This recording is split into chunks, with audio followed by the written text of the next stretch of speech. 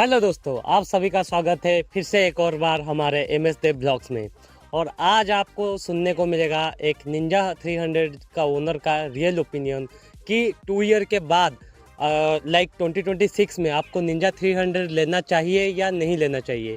तो इस वीडियो में कोई भी बकचोदी नहीं होगा, सीधा पॉइंट पे सीधा मुद्दे पे हम बात करेंगे। तो आपको जैसे पता है, ये गाड़ी जो मैंने लिया था वो 2023 में दिसंबर के महीने में लिया था। तो ऑनेस्टली बोलूँ तो अभी मेरा 2 ईयर ऑलमोस्ट कंप्लीट हो चुका है।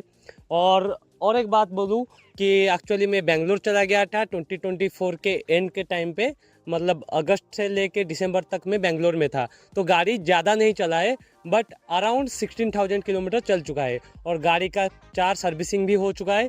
तो इसमें आपको पूरा आइडिया लग जाएगा कितना सर्विसिंग कॉस्ट आता है, मतलब इसको लेना चाहिए या नहीं लेना चाहिए, किन लोगों को लेना चाहिए अगर लेना है तो पूरा ऑनेस्ट रिव्यू देंगे हम।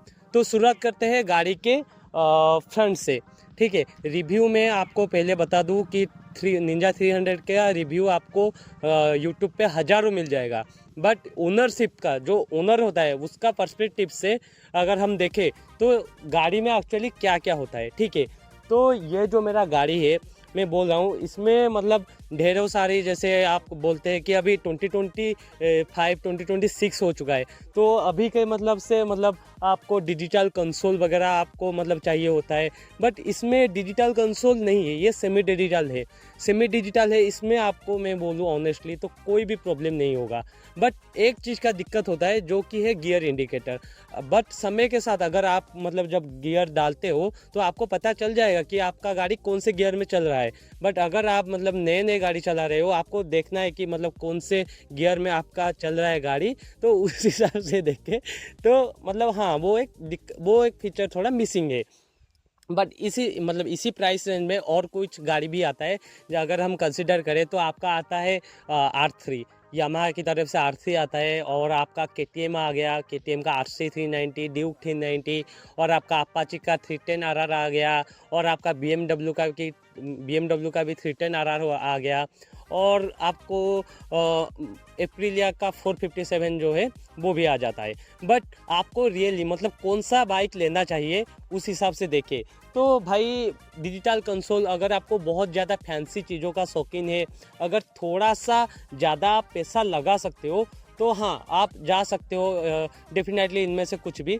बट मतलब इसमें और क्या फीचर आता है जिसकी वजह से इसको भी आप कंसिडर कर सकते हो। तो इसमें आता है पैरेलल ट्विन सिलेंडर, और इस वजह से ये थोड़ा आपको बेहतर परफॉर्मेंस ला के देगा, और अप्रोक्सीमेटली आपको स्पीड भी ज़्यादा मिलेगा। आप मेरे को अभी मतलब ये 2 साल में अभी तक कोई भी मतलब गियर का इशू या फिर स्पीड का इशू या कोई भी इशू नहीं आया है। तो अभी बात करते हैं इसमें और क्या क्या अभी 2025 में ऐड हुआ है। तो इसमें पहले तो हैलोजन आता था, और अभी 2026 में क्या हुआ है कि इसमें अभी हैलोजन हटा के अभी LED आ चुका है, मतलब प्रोजेक्टर हेडलैम्प आ चुका है। बट फिर भी ये इतना बड़ा कुछ मतलब बहुत ज़्यादा कोई बड़ा अपग्रेड नहीं है। अपग्रेड अगर होता तो सारे चीज़ों में थोड़ा कुछ ना कुछ अपग्रेड होना चाहिए था। जैसे कि आप बात कर लो कि डिज़ाइन की तरफ से, और कुछ मतलब आप ये जैसे देख सकते हो, ये आपका बैक में जो मतलब सपोर्ट के लिए दिया है, जो पिलियन है, पिलियन के सपोर्ट के लिए ये वाला दिया है, ये रॉड बहुत ही ज़्यादा गंदा लगता है ऑनेस्टली बताऊँ तो। इसमें अगर आपको जैसे हो गया आपका जैसे RS 200 में जैसे दिया गया है उस तरह सा कुछ अगर दिया होता तो थोड़ा सा अच्छा लगता, प्रीमियम फील होता थोड़ा। बट हाँ, आपका फुटरेस्ट की बात करें, ये थोड़ा प्रीमियम क्वालिटी का है, इसमें कोई भी मतलब शक नहीं है। और सीट की बात करें तो पिलियन के लिए भाई बहुत ही ज़्यादा मतलब मुश्किल होता है बैठने के लिए, अगर मतलब इसका कुशनिंग इतना ज़्यादा कोई अच्छा नहीं है। ये कंसिडरेबल है क्योंकि ये स्पोर्ट्स बाइक है, तो ऑब्वियसली आपका जो सीट जो है वो उसमें इतना ज़्यादा कुशनिंग नहीं रहता। अगर कंपेयर करें RC या फिर KTM के कोई भी बाइक से, तो इसका तो इससे भी बहुत ज़्यादा बुरा हाल है। तो मतलब उनके मुकाबले तो ये बहुत ही अच्छा है। तो दूसरी बात करें तो इसके बैक में जो लाइट है वो भी हैलोजन आपको देखने को मिल जाएगा। इतना ज़्यादा कोई स्टाइलिश नहीं है, बहुत ज़्यादा आउटडेटेड लगता है, वो एक चीज़ है। बट पर्सनली आपको चलाने के टाइम में वो इतना ज़्यादा मैटर नहीं करता। और आपको इंडिकेटर भी आपको हैलोजन मिल जाएगा। अभी तो आप देख सकते हो कि सब चीज़ गाड़ियों में एलईडी आ रहा है, तो यहाँ पे भी थोड़ा कॉस्ट कटिंग किया गया है। और बात करें ये जो आपका देख रहे हो गाड़ी में मॉडिफिकेशन, अभी तक दो ईयर में हमने क्या किया है, हमने कुछ भी मॉडिफिकेशन नहीं किया है, सिवाय ये कि हमने यहाँ पे सपोर्ट के लिए थोड़ा रेट्रोकस का हमने ये फ्रेम स्लाइडर वगैरह ये सब थोड़ा इंस्टॉल किया है, और कुछ नहीं किया है, ठीक है। और गाड़ी की बात करें, टायर अभी तक हमने चेंज नहीं किया है, क्योंकि 25,000 किलोमीटर के बाद टायर चेंज किया जाता है। और मेरा गाड़ी अभी तक सिर्फ 16,000 किलोमीटर चला है, तो हमने टायर चेंज नहीं किया है। और हाँ, क्या हमने अभी तक कोई भी वोबल इशू वगैरह फेस किया है कि नहीं, तो हाँ बिल्कुल मैंने वोबल इशू फेस किया है इस गाड़ी में, ठीक है। तो एक बार क्या हुआ था कि मैं थोड़ा जा रहा था भुवनेश्वर से ढेंकानाल, ठीक है। तो रोड थोड़ा सा मतलब ख़राब था, ठीक है, इतना भी ज़्यादा कुछ ख़राब नहीं था। तो उसमें थोड़ा गाड़ी का स्पीड ज़्यादा था, तो उस वजह से मेरा मतलब जो डेथ वोबलिंग होता है वो मैंने फेस किया है। बस शुक्र है कि मैं उसमें भी बच गया, ठीक है। तो ये मतलब वो थोड़ा मतलब मेरे को ये टायर की वजह से मैंने कंपनी से एक्चुअली बात किया था, ये क्यों हुआ कैसे हुआ, तो उन्होंने बोला कि टायर वो एमआरएफ का दे रहे हैं, इसी वजह से ये सब फेस करना पड़ रहा है। तो आप मतलब सोचो कि 4 लाख रुपया आप पे कर रहे हो, बट आपको एमआरएफ का टायर मिल रहा है, जिसके वजह से आपको ये सब भी फेस करना पड़ रहा है। उसके बदले आपको अगर वो मिशेलिन का टायर देते तो मे बी वो चीज़ आपको फेस नहीं करना पड़ता। तो ये वाली बात बहुत पॉइंट आउट करने की है। बट इंडियन रोड के हिसाब से एमआरएफ बेस्ट है, बट फिर भी मैं बोलूँगा अगर हमें एक प्रीमियम टायर मिल रहा है तो हम एमआरएफ पे क्यों रहे, ठीक है। तो वो एक चीज़ है, क्योंकि इस सेगमेंट में जो आता है हमारा केटीएम हो गया और बाकी आरसी वगैरह जो भी बाइक हो गया, उनमें अच्छे अच्छे टायर मिलते हैं। तो निंजा वालों को, कावासाकी वालों को ये कंसिडर करना चाहिए, ठीक है। तो अपग्रेड कुछ भी अभी तक नहीं दिया गया है। तो अभी बात करते हैं इसके ब्रेक के बारे में। तो ब्रेक इसका डिसेंट सा है, कोई भी मेरे को अभी तक ब्रेक के मामले में कोई भी मुश्किल नहीं फील हुआ है। यहाँ पे बैम्बू का एक्चुअली ब्रेक मिलता है, तो इसमें आपको कोई भी प्रॉब्लम नहीं देखने को मिलेगा। तो और एबीएस के साथ ये आता है, तो हाँ आपको बहुत ही अच्छा खासा ब्रेक मिल जाता है। तो इसमें आपको प्रॉब्लम रियलिटी में कोई भी फेस नहीं करना पड़ेगा। हाँ, बट मेरा जो पिछले वाला ब्रेक है, ये वाला ब्रेक एक्चुअली फॉल्स हो गया था, जिसकी वजह से मेरे को 1600 रुपये का बहुत ही बड़ा मतलब अमाउंट खर्च करना पड़ रहा था। तो ये एक्चुअली मैंने अपना जो 4th सर्विसिंग किया था उस टाइम पे अपना ये पूरा टोटल पिछले वाला जो ब्रेक है वो पूरा चेंज किया गया था, ठीक है। और हाँ, 2 साल में अब अगर हम बात करें मेंटेनेंस की, तो मेंटेनेंस के लिए आपको मैं बोल दूं कि जब आप मतलब पहले 1000 किलोमीटर हो जाता है तो आपका पहला सर्विसिंग होता है। और पहला सर्विसिंग मेरे को कॉस्ट किया था अराउंड 8000। फिर मैंने किया था सेकेंड सर्विसिंग, जो कि हुआ था हमारा 6000 किलोमीटर के बाद। तो उसमें मेरा तकरीबन वही 10,000 के पास ही चला गया था। फिर थर्ड सर्विसिंग, फोर्थ सर्विसिंग, वो भी सेम 10,000 के बाद 10,000 11,000 उस हिसाब से चला गया था। तो आप समझो कि हम इतना पैसा मतलब 4 लाख रुपया दे रहे हैं, बट आपको कोई फ्री सर्विसिंग नहीं मिल रहा है। तो उस हिसाब से अगर हम कंसिडर करें तो ये एक्चुअली 4 लाख का बाइक नहीं है, क्योंकि 4 लाख से ज़्यादा हमें पे तो करना पड़ रहा है, क्योंकि हमें फ्री सर्विसिंग नहीं मिल रहा। तो हमें कितना पड़ गया, तो अराउंड 4,50,000 मिल रहा है, क्योंकि आपका रॉयल इनफील्ड हो गया, तो उसमें तो आपको मतलब फ्री सर्विसिंग भी देते हैं, क्यों, है कि नहीं। तो ये वाला चीज़ भी आपको कंसिडर करना है। तो अगर आप सोच रहे हो कि भाई 4 लाख दे के हम गाड़ी ले लेंगे, तो भाई वो चीज़ आप मतलब दिमाग से हटा दो, क्योंकि उसके बाद आपको सर्विसिंग भी करना पड़ता है, बहुत सारी चीज़ें करना पड़ता है, और उसके वजह से आपको बहुत ज़्यादा पैसा भी देना पड़ता है। तो वो चीज़ आपको माइंड में रखना पड़ेगा, ठीक है। तो अभी और एक मुद्दे पे बात करें तो माइलेज। तो माइलेज आपको कितना देता है, तो मैं पर्सनली एक स्टूडेंट हूँ, तो स्टूडेंट के हिसाब से अगर आप सोच रहे हो कि एक बाइक खरीदूं और उसमें आपको मिलेगा मतलब अराउंड 24 से 25 का माइलेज। रियल ओपिनियन बताऊं, अगर आप स्टूडेंट हो तो इतना पैसा आप मतलब पॉकेट मनी आप अफोर्ड कर सकते हो, तो भाई आप कंसिडर कर सकते हो ऐसा इतना बड़ा सेगमेंट का बाइक। बट अगर आपको मतलब इतना पैसा खर्च नहीं कर सकते, आप इससे थोड़ा डाउनग्रेड जाके आप आर सी भी आई थिंक उतना ही दे देता है, बट अगर R15 पे जाओ, थोड़ा स्मॉल सेगमेंट में आप जा सकते हो। 150 सीसी में R15 बहुत ही अच्छा बाइक है, उसमें आप कंसिडर कर सकते हो अगर आप एक कॉलेज स्टूडेंट हो। ये मेरा पर्सनल ओपिनियन है, आपका ओपिनियन मेरे से डिफर कर सकता है, बट अगर आप 24-25 का माइलेज अफोर्ड कर सकते हो तो या you can go for it, ठीक है। और एक बात करें, अगर आप इसके बदले आप GT अगर कंसिडर करें तो उसमें आपको एक प्रॉब्लम देखने को मिलेगा। मैं बोल देता हूँ पहले, क्योंकि मैंने अपने दोस्त का GT चलाया है, तो उसमें आपको माइलेज 18 के अराउंड मिल जाएगा। तो उसमें भाई माइलेज बहुत ही ज़्यादा कम है, ठीक है। तो उस हिसाब से आप देख लो अपना GT पे भी हम रिव्यू लाएंगे बाद में, बट अभी इस वीडियो में हम बात करेंगे सिर्फ निंजा 300 के बारे में, ठीक है। तो और क्या रह गया, आपको ये जो मिरर है, मिरर में आपको कोई भी अभी तक अपग्रेड नहीं देखने को मिल रहा है। जैसे कि आप देख सकते हैं कि ZX10R में आपको जो मिरर होता है, मिरर में आपको इंडिकेटर देखने को मिल जाता है, बट इसके मिरर में आपको बस सिंपली देखने को मिल जाएगा, बस फोल्डेबल मिरर है, तो आप उसको फोल्ड कर सकते हो। तो ये वाला चीज़ है जो कि बहुत ही अच्छा चीज़ है, ठीक है।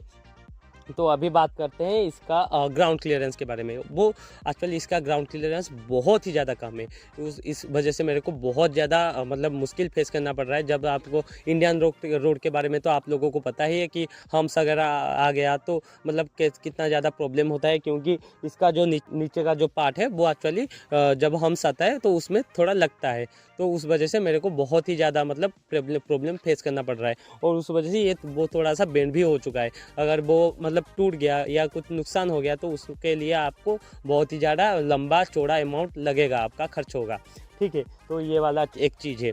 तो अभी बात करें तो इसके मतलब स्विचेस के बारे में, तो स्विचेस आपको वही बेसिक सा ही देखने को मिल जाएगा, कोई फैंसी स्विचेस आपको नहीं देखने को मिलेगा, बस उतना ही चीज़ है। और हाँ, और एक जो मेजर अपडेट उसको निंजा 300 को लाना चाहिए वो है हज़ार्ड लाइट।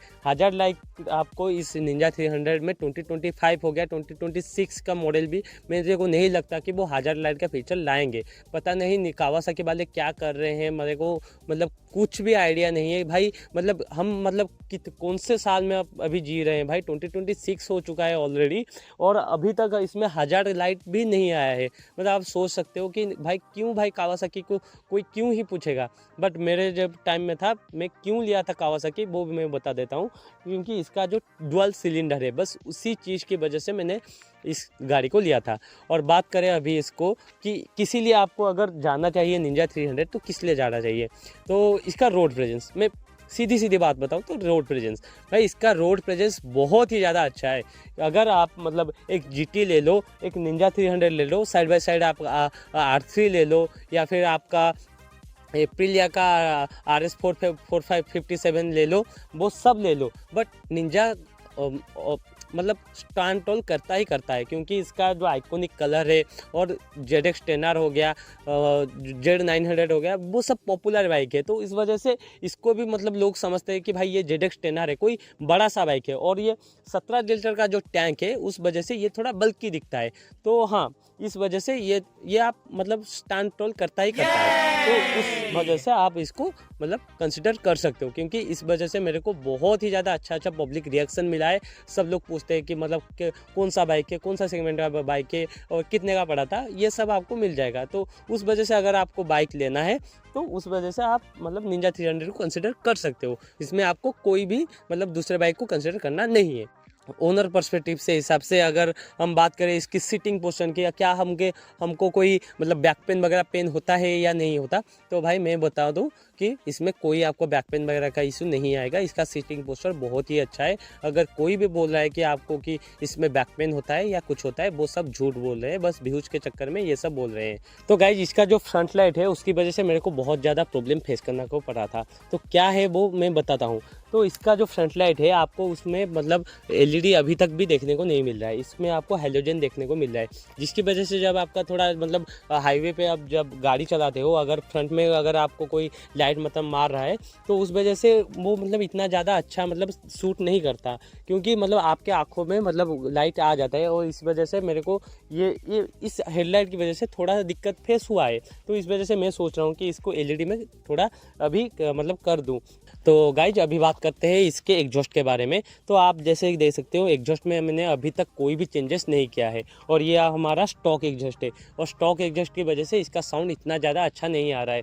तो अगर आप मतलब ये गाड़ी ले रहे हो, अगर आप एग्जॉस्ट चेंज कर रहे हो तो आपको अच्छा खासा साउंड आ जाएगा, क्योंकि ये पैरेलल ट्विन सिलेंडर का बाइक है। बट इस वजह से एक चीज़ आपको प्रॉब्लम देखने को मिलेगा, जो कि ये है कि इसमें आपको एक्चुअली वो माइलेज इशू जो होता है वो आपको देखने को मिल जाएगा, क्योंकि अगर आप एग्जॉस्ट चेंज कर रहे हो तो आपको मतलब ब्रीदिंग के टाइम पे थोड़ा मतलब इशू फेस हो सकता है, और एयर फिल्टर आपको चेंज करना ही पड़ेगा। और आप अगर मतलब एग्जॉस्ट कोई लगा रहे हो तो थोड़ा अच्छा सा एग्जॉस्ट लगाइए, तो उस वजह से थोड़ा मतलब थोड़ा अच्छा दिखता है, ना कि कोई 3-4 हज़ार का कोई आक्रामोविक हो गया वो लगा दो, ठीक है। तो थोड़ा ज़्यादा पैसा खर्च करो बट अच्छा सा एग्जॉस्ट लगाओ, क्योंकि इसमें आपको इंजन में कोई इशू नहीं फेस करने को पड़ेगा अगर आप लॉन्ग टर्म के लिए कोई एग्जॉस्ट लगा रहे हो, ठीक है। अगर आप 4,000 का कोई एग्जॉस्ट लगा रहे हो, वो भी 1 साल या 2 साल के लिए, तो उसमें आपको प्रॉब्लम फेस हो सकता है, ठीक है। तो ये वाला चीज़ है।